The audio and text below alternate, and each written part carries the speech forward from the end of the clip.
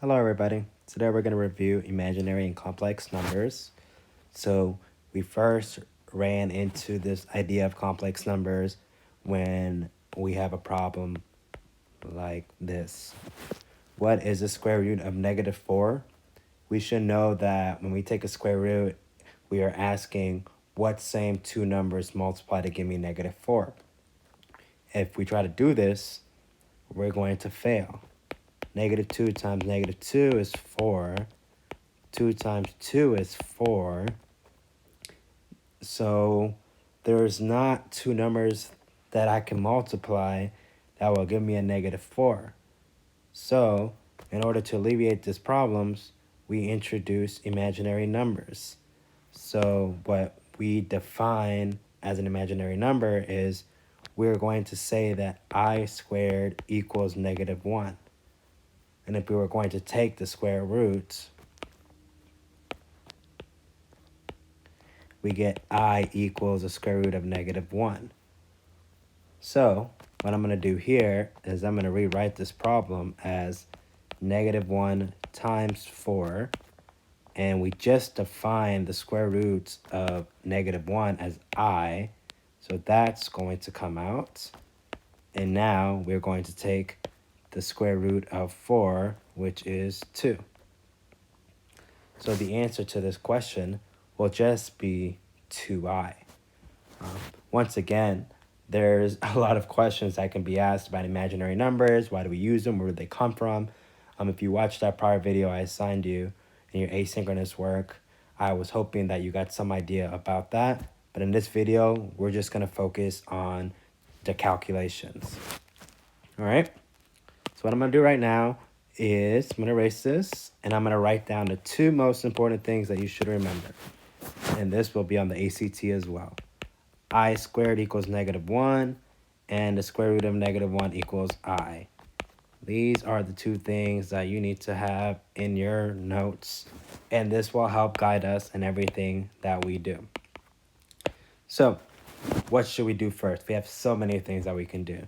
So the first thing that we're going to do is we're just going to add and subtract with imaginary numbers.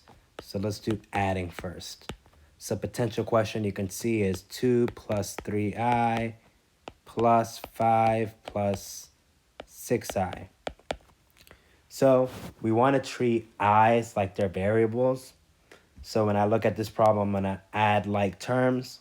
I have a 2 and I have a 5. So I know those are like terms.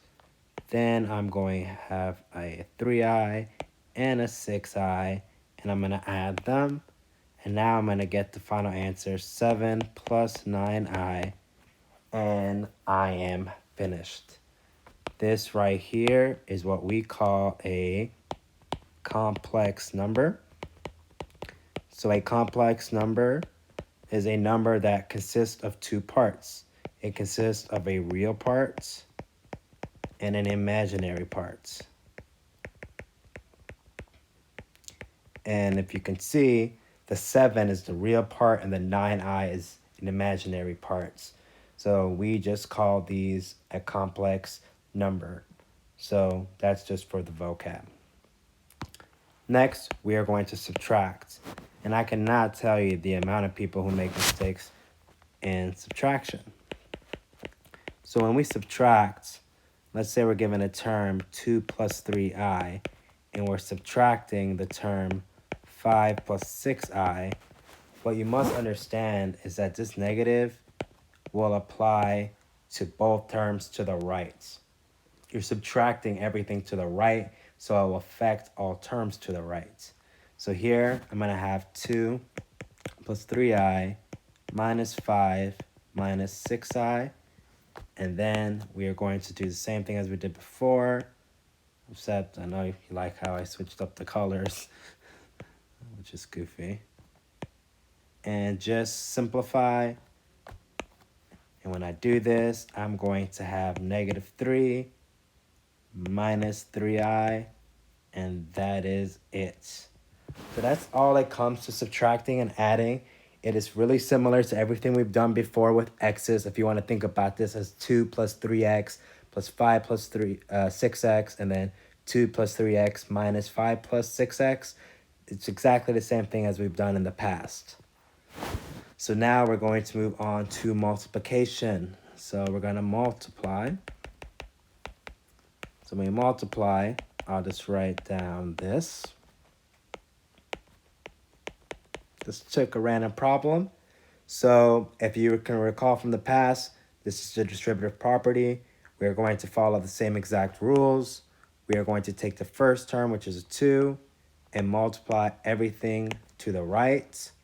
And when we do that, we're going to get 6 minus 8i. Then we will take our second term, which is 3i, and multiply each term to the right. And that will be plus 9i minus 12i squared. I just want to emphasize the last one. And let me erase this purple for a second so you can see the blue clearly. So remember, the purple was me taking the first term and multiplying everything to the right. The blue was me taking the second term and multiplying everything to the right. 3i times negative 4i, that's the one I think we might mess up on, gives us negative 12i squared, because I times I is I squared. And that goes back to exponent rules, that when you're multiplying these, they both technically have a power of 1, and you're adding the power, and that's how you're getting I squared. So here, we're going to do the same thing, and we're going to combine like terms when we see them.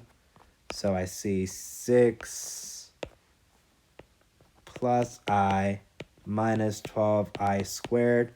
A lot of students leave it like this, but that would be a mistake, because something that you should notice is you should notice this I squared. So the 12 and the I squared are being multiplied. I tell people over and over again, when two terms are stuck like that they're being multiplied. And as you can recall, one of the most important things that we learned is the fact that I squared equals negative 1. This is something you have to memorize. So what we're going to do is we are going to do minus 12 times negative 1. You're able to substitute negative 1 for I squared, because I squared equals negative 1.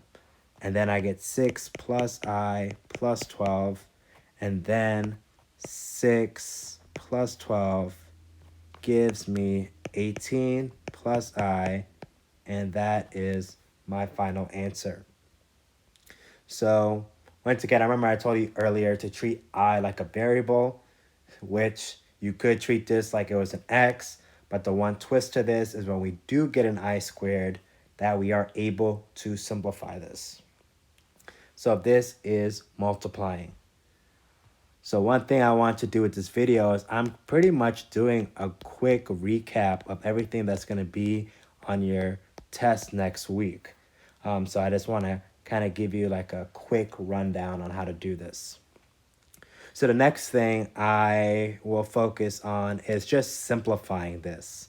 So I want to show you that it was a pattern. Like I just equals I squared equals negative 1, and we get I cubed. We're not sure if this even simplifies. So what I like to do is I'm going to write it in terms that I am familiar with. For instance, I can write I squared times I. So that means that I squared is negative 1. And then if I multiply I, that means I'm going to get a negative I. So once again, I took something new, and I used my prior knowledge, which I squared equals negative 1, and I applied it to the situation. Same thing with I to the 4th. How can I rewrite I to the 4th? Well, I can just do I squared times I squared, which is negative 1 times negative 1, which gives me a positive 1. I'm going to get the color yellow and highlight the answers that we have so far. So if you remember on in the video, they kind of talked about this kind of like rotation. And so this rotation is going to be true. It alternates from I to negative 1 to negative I to 1. And you'll see that that applies when we look at I to the 5th. It's going to be I squared times I, which is negative 1 times negative 1 times I, which is 1 times I, which is I. As you can see, this I matches with this one right here. And if we did I to the 6, that's I squared times I squared times I squared, which is -1 times -1 times -1, which will be -1. And this matches with the second term of I squared. And if we keep doing this pattern, I hope you see that this one should be the same thing as I cubed. But once again, you don't have to take my word for it. You can just write it out, and you will get -1 times -1 times -1 times, times I, and you will get -I. And lastly, I to the 8th, which is just I squared times I squared times I squared times I squared. As you can see, when you start having fun, your handwriting gets messier. -1 times -1 times -1 times -1, which is going to give me a 1. So let's kind of look at this all together, and I hope you see the pattern that exists. So what do we do when we get a number that's not friendly? So let's say that we get I to the 70th power. This is a really great question. So one thing I want you to notice is if you look at all the even powers, so let me box all the even powers.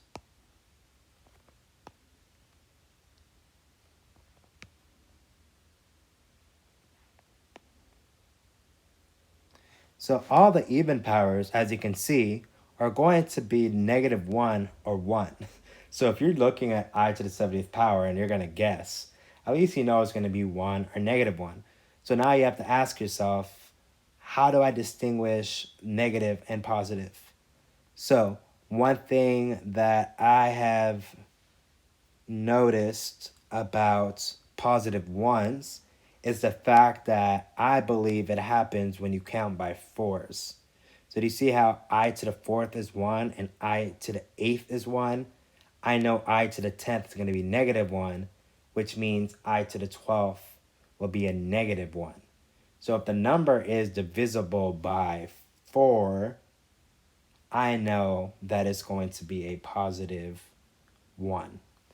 So is 70 divisible by 4? Well, we can check real quick. And we will see that it's not. So I know the answer is going to be -1. And if you don't think my theory works, if you look at I to the 72nd power, 72 is divisible by 4. And this will be a 1. So once again, you don't have to list out every number until you get to 70 or 72. I was just able to see that. So what I'm going to say to you is I'm not going to do every single example. You have to mess with this. You need to identify patterns. I think patterns is something that's really important, and it takes time, and it's actually fun as well.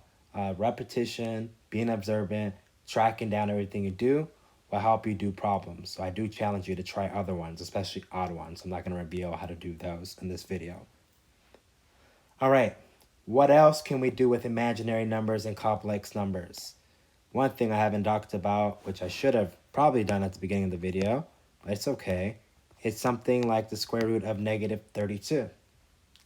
So the square root of -32, I know my job is how can I rewrite 32 to include perfect squares?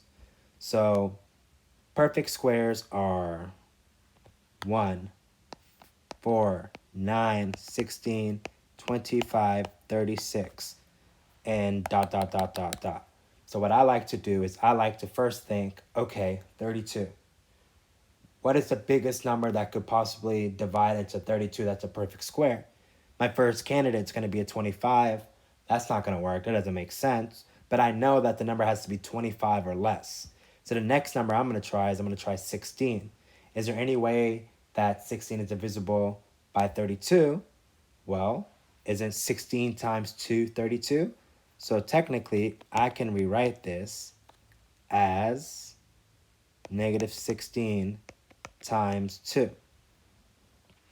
So I know how to do the square root of 16, but do I know how to do the square root of negative 16? Well, we should remember a little friend. If you remember at the beginning of the video, the square root of negative 1 is I. So what I'm going to do is I'm going to rewrite this as negative 1 times 16 times 2. And I'm going to do it one at a time. The square root of negative 1 is an I, so I can take an I out. The square root of 16 is a 4. I'm going to take a 4 out. And then what I'm left with is 2, and I can't take the square root of 2 to get a whole number to come out. So I know my final answer is 4i square root of 2. And that's pretty much it for this process. We can do another one. So we could potentially do the square root of 72. Once again, what I would recommend is writing out my perfect squares. 1, 4, 9, 16, 25, 36, 49, 64, 81, 100. And I should have stopped at 81 because the number can't be bigger than 72. So first things first, I might not even be able to take a perfect square out of 72. But I do know one thing. I could always go ahead and write negative 1 times 72. And I know that the square root of negative 1 is I. So I know at least that I have I square root of 72. So if I want to go ahead and take care of that first, get rid of that negative 1, go ahead and do that. Next, you have 72. A lot of people know that 72 is divisible by 9, but people don't realize that 72 is divisible by 36. So that's why, to me, it's helpful to actually write down the numbers they're divisible by, so you give all the numbers a fair chance. So I can write this as 36 times 2. And the square root of 36 is 6. So my final answer ends up being 6i square root of 2. And that's it there. So that is something that you can do. Now, the last kind of scenario where you would use complex numbers is in the quadratic formula. So let's say, for instance, that I have x squared plus 6x plus 3. And my formula is negative b plus or minus b squared minus 4ac over 2a. So I'm going to write the 1 here just so we can identify. This is A. This is B. And this is, I forgot to write B. And this is C. So let's go ahead and substitute everything.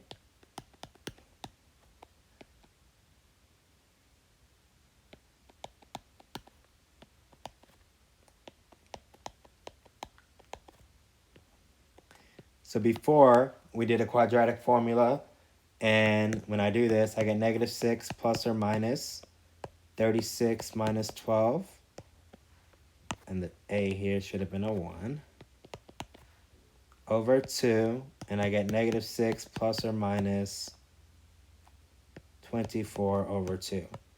I'm going to stop here just to show you that this is what we did in the past.